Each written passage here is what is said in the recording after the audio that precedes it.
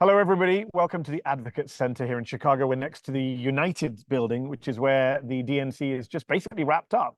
Kamala Harris, the vice president, has accepted the nomination. She gave a big speech. Actually, it was only about a 40-minute speech. Feels short compared to Donald Trump's speech. I'm joined by Prem Taka, our political correspondent, new to Zeteo, and even newer, Kat Abou-Ghazala, our newest contributor, also here in Chicago, following all the craziness of this week. Some of you have been, I hope, reading and watching our content from Chicago. Know some of the craziness has been going on the Gaza-Palestine front, but tonight's speech was a big speech that covered a lot of stuff. We're going to be taking your questions. We're going to be talking amongst ourselves about what we've been doing this week. Participants are joining the call now. Actually, it's an earlier than normal night. Prem, every night's been late this week. And the one bloody night where we have a Zoom call with subscribers, everything finished early. Yeah, I think it's just so perfect that amid the one day that apparently time was such a concern Yes. about the ability to fit everyone in, about the ability to fit a Palestinian in, it ends way on time. This is like the most punctual they've ever been. And obviously the schedule is also rife with lots of guests that, perhaps no offense to them, but maybe their voices didn't need to be there necessarily. So let's jump straight in. There's a lot to talk about in this Yeah. speech, but since you brought up the genocide in the room, let's talk about what was missing from the DNC before we get to the Kamala Harris speech. Kat, you are Palestinian American. Yes, I am. And I have a question that's already come in, and you guys can leave questions in the comments. Q&A. We'll take as many questions as we can. We're going to run this chat for about half an hour. Ali Jara says, I don't understand why the family members of the hostages, Israeli hostages in Gaza, were rightfully given the opportunity to speak at the DNC, but a Palestinian American like Representative Ruhr Rahman from Georgia, a state lawmaker who supports Vice President Harris, was denied the opportunity. I am an American and loyal Democrat of Palestinian descent, but I wonder if I still have a home in the Democratic Party. Yeah, I mean, that's the same question that a lot of people have been asking. I mean, Prem, you were there with me last night. Like, that's something that just kept coming up and coming Isn't up it the and coming up. uncommitted sit-in that happened outside the United Center all night? Yes, the uncommitted sit-in that started last night and continued up until about 6 p.m. today. And Ruha, the person that gave the speech, she said, well, why is there room in this party for an anti-choice Republican, but not for me? A committed Democratic organizer, a committed Democratic elected official. And, I don't think everything is lost. I think that there is room. I'm sure as someone of Palestinian descent, this is the first time people have actually consistently cared. We're used to getting far less than the bare minimum, and we're still not getting the bare minimum. But there are people that are asking for it besides us now. And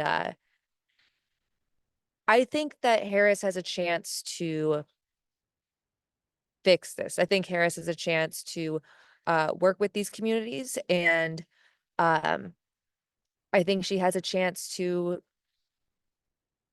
try to rectify things, but that should have happened this week. In such a big time, it would have been such a symbolic gesture. But I mean, there's a lot of time between now and November. A lot of stuff's going to happen. Is there a lot of time? I mean, yeah, we're about to enter into slow-mo after Labor Day till the election. That's I hope you're right about that. Well, Prem seems skeptical. I just think I'm used to watching Fox News for an entire election cycle, so to be fair, my time is much slower than everyone else's. I think two things that come to my mind is that what you just said, I think, is very reflective about how a lot of the uncommitted delegates and a lot of the ceasefire delegates are approaching this, which is incredibly generous, incredibly accommodating in such a way that we wrote about this earlier today. If you think about why these people are doing what they're doing, who they're representing, which is hundreds of thousands of voters all across the country that went to vote for in a primary election took the time out of the day to say actively, I am not committing to this ticket. I do not feel comfortable throwing my name behind this ticket because yes, exactly, which is usually a very just supportive voter base. What I found so fascinating is it really gives a lie to the whole, well, you need to protest the right way. Yes. These people they're pro-Hamas and they don't say anything about the hostages and they break shit. None of that happened. These guys have not said anything about violence. They've not done any violence. They've called for they praised the decision to have the hostage, the two parents of this hostage on stage. By the way, what was really depressing is when you look back on this week, the parents of an Israeli hostage in Gaza said more about Palestinian suffering than any Democratic lawmaker, pretty most Democratic lawmakers, with the exception of an AOC or a Bernie Sanders or a Keith Ellison. Although, let's just cut to it now. Didn't do enough. Tonight, Kamala Harris, Joseph Huprich, one of our subscribers, asks, did she address Gaza sufficiently? Sorry. There's an No, not in any way whatsoever. I honestly was shocked. I Really? What did you think you were going to get? I thought it wouldn't be nearly as blatant. I genuinely did.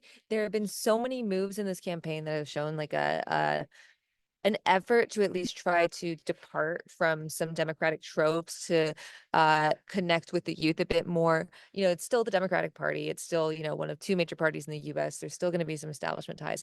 But no, I was absolutely appalled. I was actually on a stream while this was happening, and I'm sure you can just see my face. Like, I was dismayed. Starting it off by saying just immediately, yes, we want to give more weapons to Israel. Yes. And talking about She actually said earlier in the speech, we have a lethal military. Which we have a lethal military. Emphasize capital. Well, It was so weird. Without wanting to go totally off the topic, it was a very national security night. We had all the veterans They have with no idea. Ruben Gallego on stage. We had Leon Panetta, who's like, we killed bin Laden. Like, that was the last Democratic president. Why are we still going? By the time the sun rose. Yeah, that's like 2 Democratic presidents ago. It was a very hawkish night, clearly. USA chance. The USA chant. Multiple Republicans. Lots of Adam Kinzinger, another Republican veteran. There was space on stage, by the way, for a Republican politician who voted 90% of his time in Congress with Donald Trump, who, to be fair now, is very anti-Trump, gave a great speech, but there was space for him, and there wasn't space for Palestinians. And just to go back to the speech, Prem, were you surprised by anything in the speech? I thought the applause line for Israel has a right to defend itself was big, and I was like, oh, that's depressing. And before people say, well, Israel does have a right to defend itself, not in the occupied territories, you don't, you're an occupier.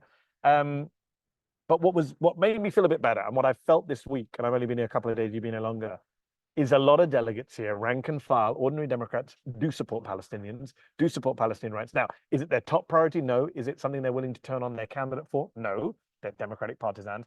But in their hearts, whether it's guilt, whether it's empathy, whether it's a mix, they gave huge applause when she did get to the end of her blatant spiel and said, Palestinians deserve self-determination, struggle for dignity and freedom. Yeah. So there's 2 things that come to mind. First is that I definitely agree with the idea that there are a lot of delegates here who definitely seem to be expressing some level of empathy or shift or evolution on this issue. I think one interesting aspect of this is that the Uncommitted movement came here with about, I think, 36 delegates. They've in their strategy and organizing, they've organized with lots of other Harris committed delegates to be part of this broader ceasefire delegate sort of coalition, and that's at about 300 people now. So that's like pretty remarkable growth in a matter of 4 days. Like 3/4, right? Well, 3/4. Delegates are there? There's like 4,200. Oh, I thought it was. Oh my God.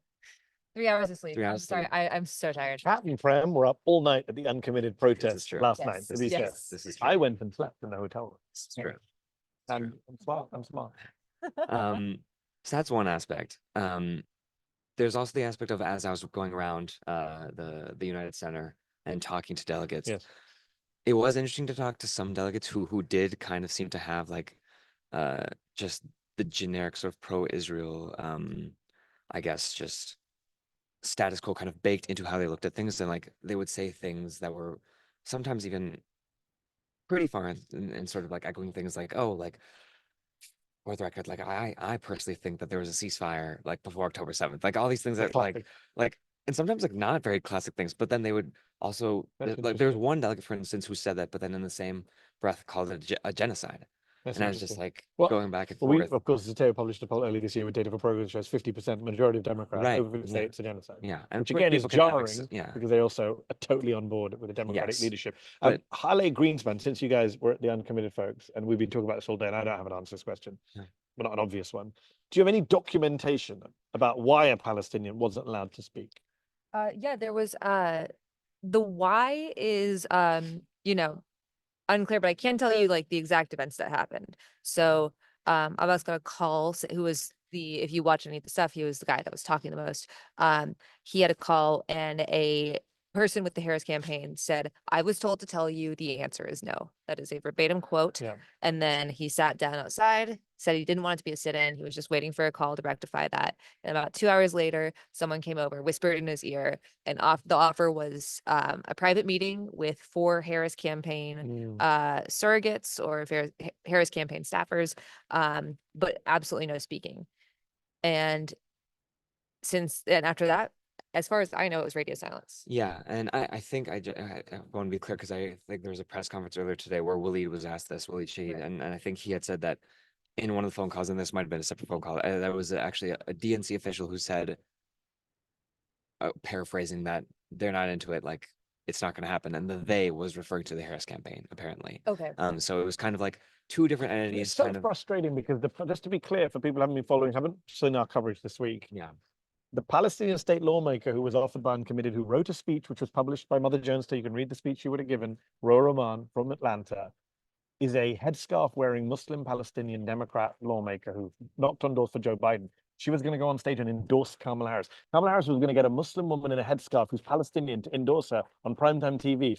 A great win for the Harris campaign and a win for Uncommitted in the sense that they would have some presence. Obviously, not a win for Palestinians still dying from American bombs, but in terms of the politics of it, this is why it's easy to say, oh, it's because of the donors, it's because of this, but it's pretty dumb just on a basic political level. That She still they could have missed out given on the this. same speech tonight, It was a and she vetted would have speech. gotten. Well, she could have given the speech for the endorsement of Harris, but then Harris could have given the same speech Yes, and that she said gave tonight, and then she would have the best of both worlds.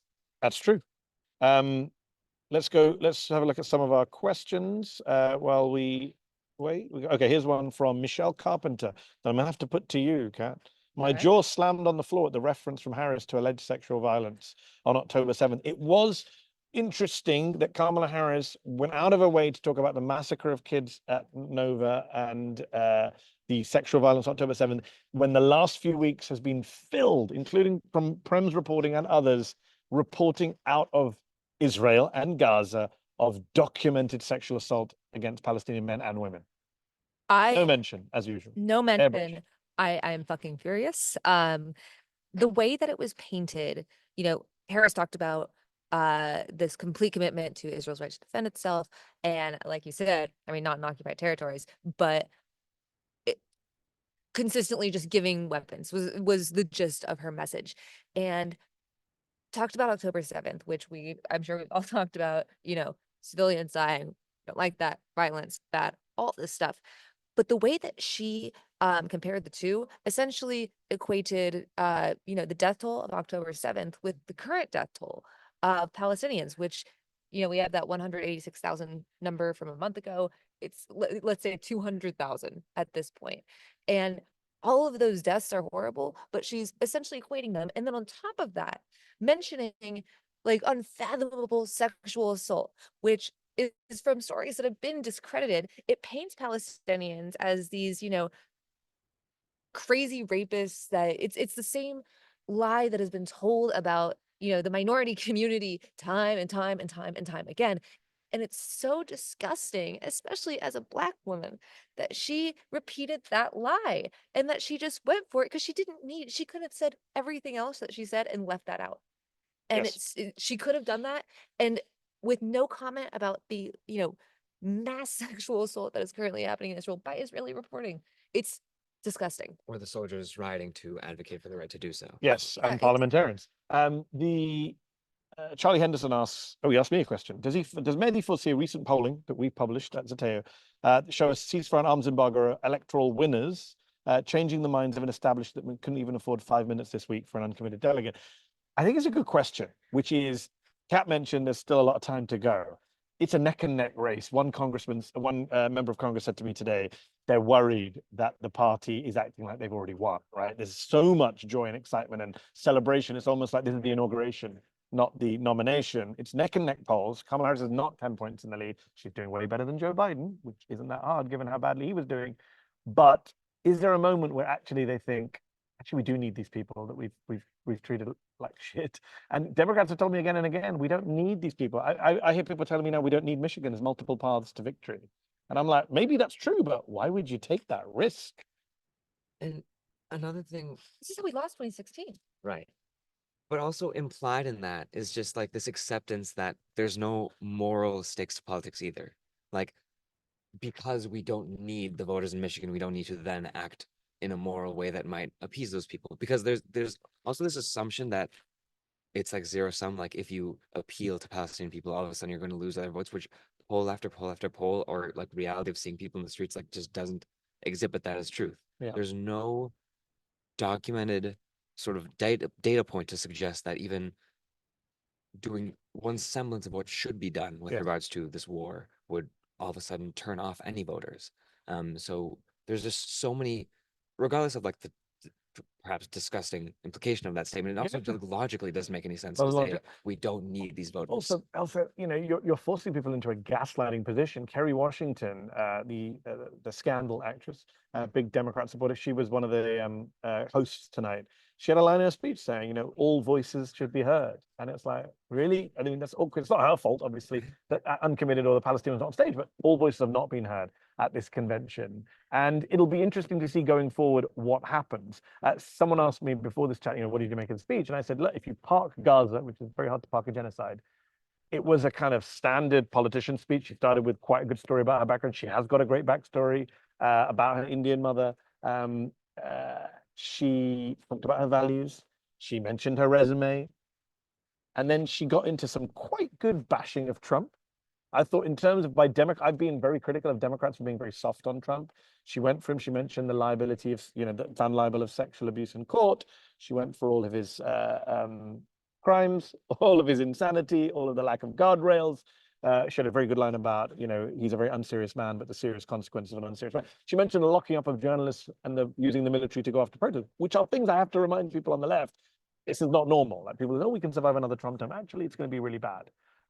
Do you think she did what needed to be done on that front, Prem? I think, yeah, like she hit all of her cues there. I still think this is like a more personal thing that I've just been hitting over and over again. It is so striking to me that we just had the hottest year on record. We're on track for the hottest year on record again to beat last year. And what should be a very like easy issue for Democrats, not just progressive, but just the Democratic Party to seize onto and to make their own in the same way that they've allowed Republicans to make immigration their own.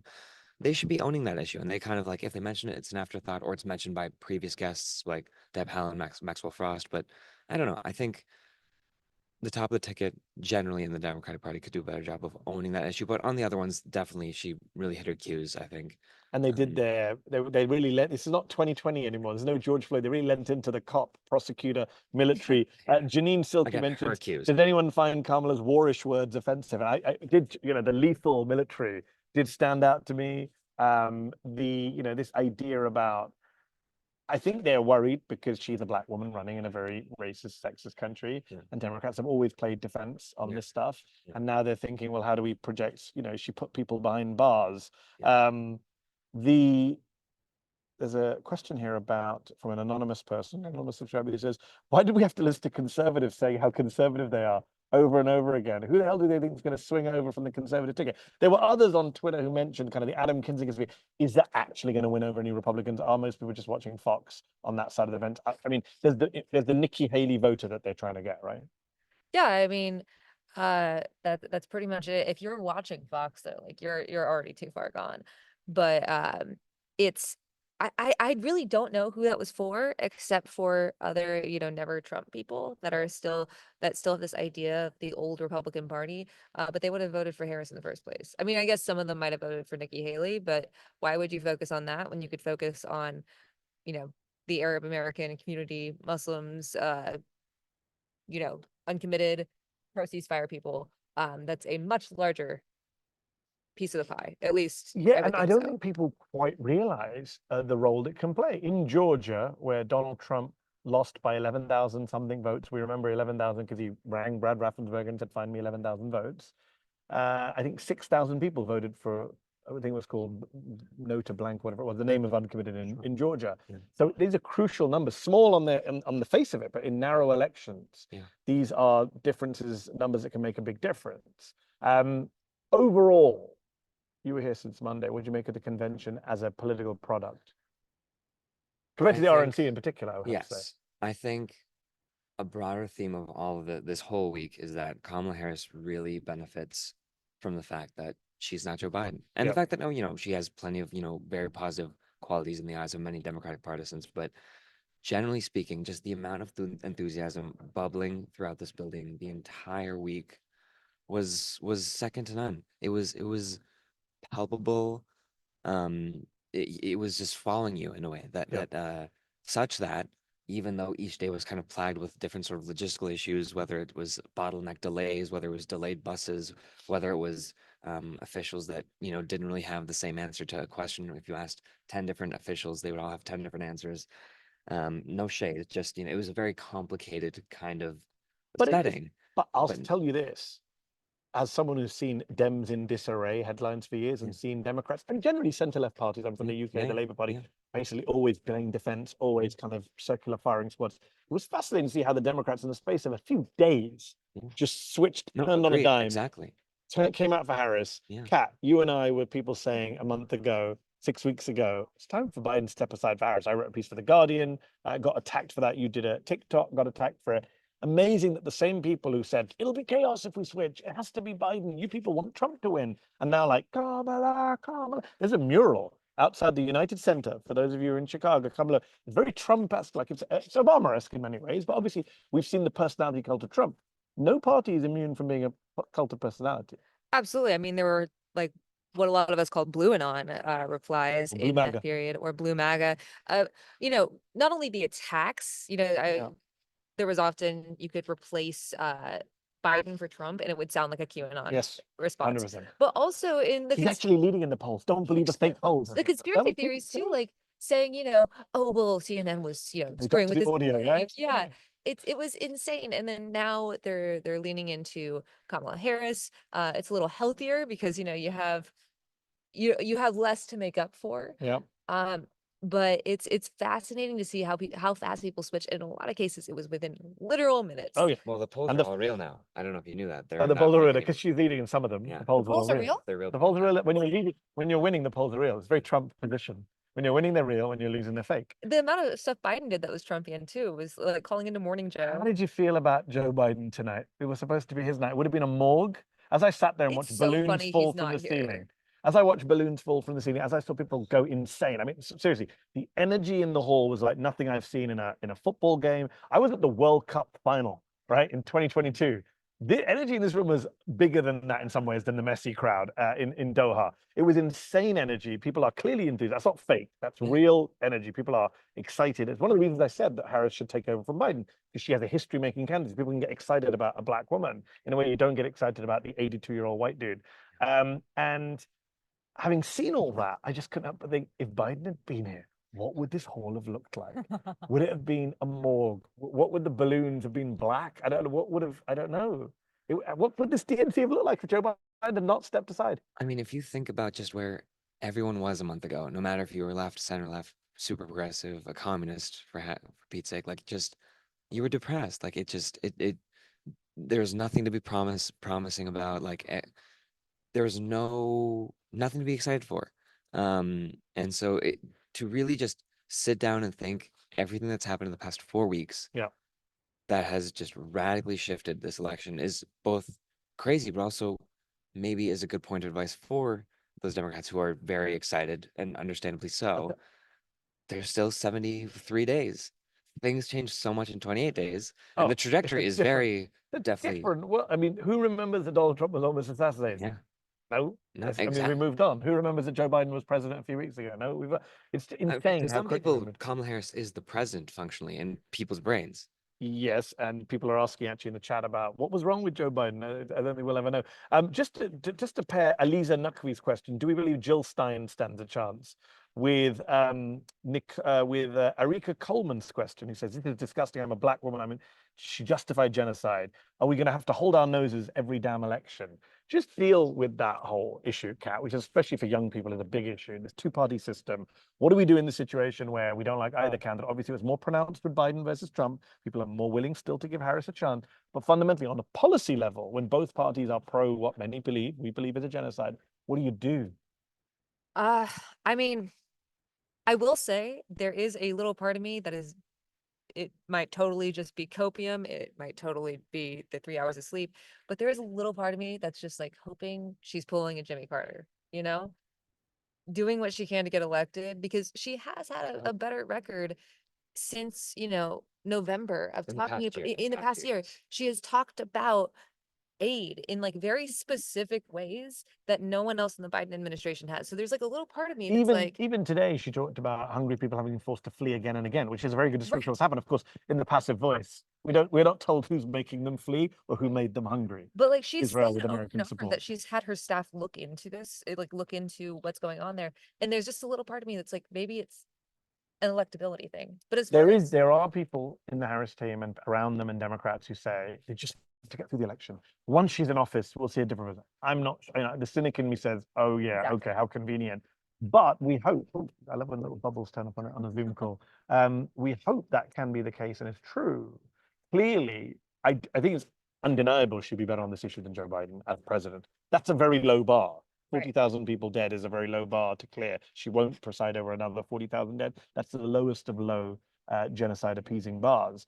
The question still remains is how do we get to January 2025? If it's a super close election, if there are multiple factors at play, if her lead in these polls was soft, it's still neck and neck. I mean, by the way, on the polling, Donald Trump outperforms all polls. I mean, in every election cycle he's gone in, he's done better than every poll has given to him, including 2020 and 2016 and various other midterms. So I do think we need to think about that. But just to go back to the question, I mean, Jill Stein is not going to be president of the United States. Sorry to break that to you on January 20th, 2025. So yes, you can vote in a kind of protest vote, but I just want to be clear. I think I would like people just to be honest about this. I see a lot of Yes. people on social media saying, attacking me, for example, for being at the DNC, saying, well, Democrats, anyone who supports a Democrat, you've got to come out and say no to Democrats, which is fine. If you don't want to vote for Democrats, totally understandable. But you have to also be honest enough to say, and that means I'm willing to tolerate another Trump term, because that's the only alternative to Democrats. What I say is like, what I encourage people to do is think about the material benefits and material harms that you care about.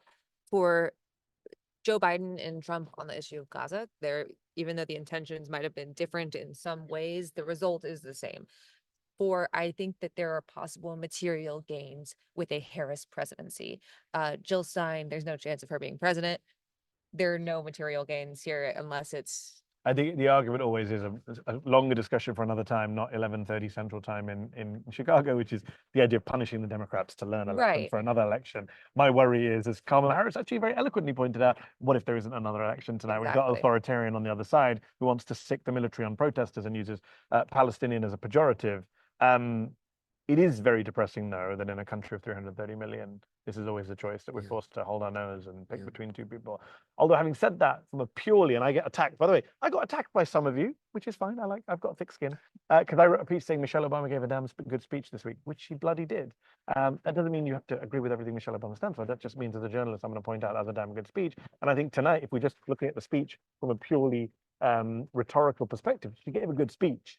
She did a good job. She looked presidential, to use whatever phrase you want to use. And this whole thing about America's not ready for a woman president, America's not ready for a black woman, that's bullshit. I think we saw that tonight. I think we can really consign that to the trash can. It wasn't that Hillary Clinton was a woman.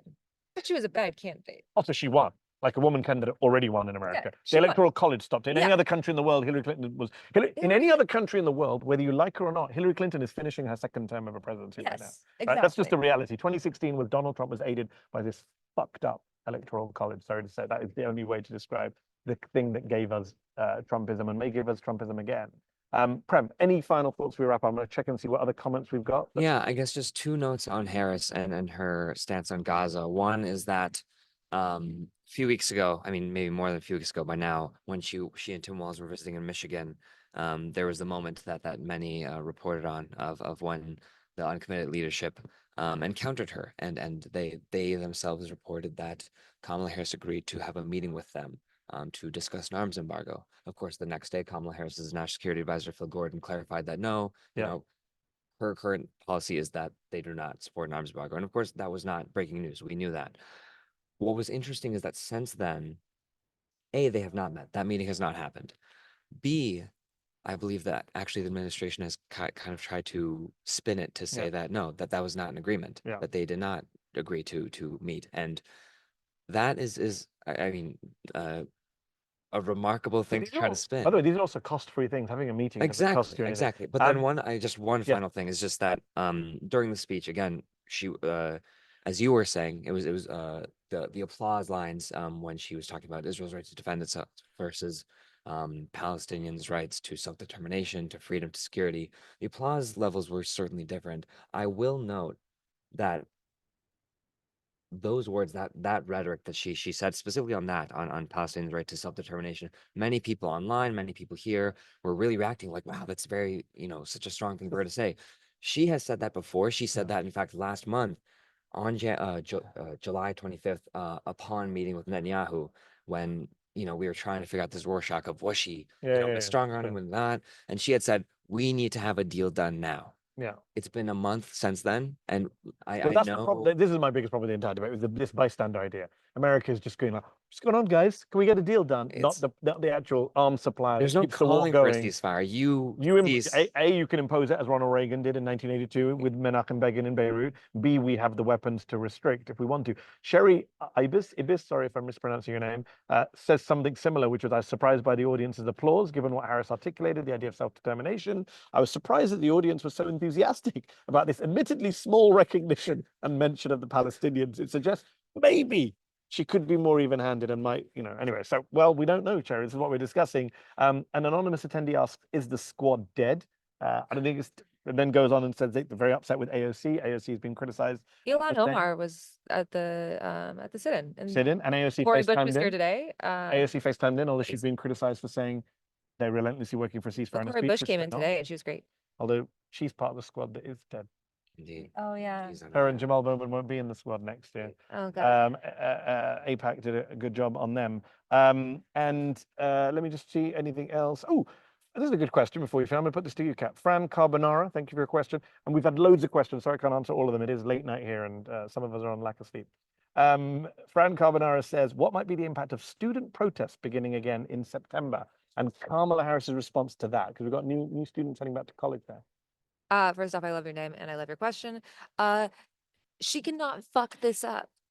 The thing that we kept saying in May was, it's never been a good look to be the people against student protesters. Yep. Student protesters have never been on the wrong side of things. Yep. And so she didn't pick Josh Shapiro. She has a chance to not fuck this up. And I think that's honestly where she could rise up in this issue. Is send Tim Walz to the campuses. Send Tim Walz to the campuses. Don't encourage any law enforcement. Don't talk about don't paint all of them as anti-Semitic hellholes. If she just handles that well, I think that there's a good chance of repairing a lot of what has happened. To be totally real. And Brittany Knackley asks a question that we just discussed, which is, would a mass exodus of voters from the Democratic Party be an effective tactic at this late stage to register our displeasure on Palestine policy, say unregister as Dems and register as Green? Again, this is one of the great unknowables of our time, because my suspicion is, this is my personal view, is that if the Democrats lose because Muslims or Arabs or leftists or progressives or young people don't show up, I don't think the Democrats wake up the morning after and go, only we'd been more pro-Palestinian. Damn it, we better be. You dirty Palestinian. I think they get up and say, you fuckers, you gave us Trump, you're to blame. It's basically what Hillary did to Bernie people in 2016. And then if they do a mass exodus and she still wins, then they say, well, we didn't need them anyways, did we? You were useless. We never need to listen to you again. So it's a danger of a lose-lose situation. It's not unfortunately, no strategy is cost-free, as we've discovered. There's pros and cons to every way forward. I think, for me personally, in the short term, I do hope the uncommitted folks keep the pressure up. I do hope the polling shows that this is actually a good thing for them to do. And I do hope Harris, whether via campus protest or via, who likes Netanyahu, by the way? A whole separate topic for the debate. I love him. I think he's great. Who in America, apart from the House GOP, likes Benjamin Netanyahu? It's like a cost-free option to just attack Benjamin Netanyahu. It's like a cartoon villain. Yeah. It's like attacking Trump. It's really didn't like him. It was amazing that she talked about Gaza and then immediately pivoted to saying, but I don't like authoritarian leaders like and Trump. Talk about Kim Jong-un. Like that, the transition, but that's always been a problem that Netanyahu is not included in that global authoritarian axis with Trump and Bolsonaro and Modi and whatever Putin and Orban. Yeah, he should be in there. That's a conversation for another day. But this one is, I think, running out of steam because we're all super tired. Thank you all for watching at home. We tried to debrief the speech and some of the other events that have happened at the DNC this week. I hope you're all subscribed to Zeteo. This is the media organization that have tried to cover some of the stuff that a lot of mainstream media organizations, as you've seen, have not been covering. The CNNs and New York Times as well were not at the Uncommitted protest all night long. Pat and Prem were. So please do carry on supporting Zeteo. Please do read our content. Don't get upset when we send you lots of emails like today. Today was a big bloody day for modern American political history on many levels. Thank you for joining me. Well, I don't know when the next town hall is, but there'll be one soon. Thanks, everyone. Good night. Take care. Good night. I don't know how to switch this off. Someone else. I'll switch do off. it. No, someone Okay. remotely is going to switch it off.